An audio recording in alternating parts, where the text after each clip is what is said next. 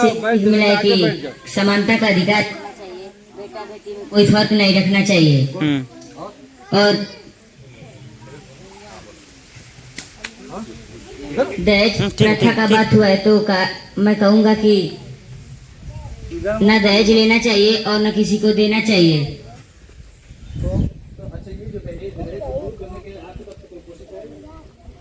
हमारे भाई बहनों ने कहा था कि दहेज ना लेना चाहिए और ना देना चाहिए, लेकिन जब मिलेगा तो छोड़ेंगे थोड़े नहीं। ये बहुत गलत बात है। यस सर, करेंगे, अवश्य करेंगे। यस सर, मेरी तरफ से बहुत प्रयास रहेगा। यस सर, हो सके तो अगर मेरे माँ बाप खुश नहीं रहेंगे तो मैं क्या कर सकता हूँ।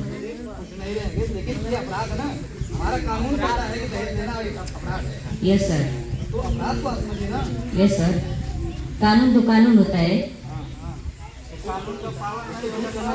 यस सर, करना अवश्य करना चाहिए। हाँ जी।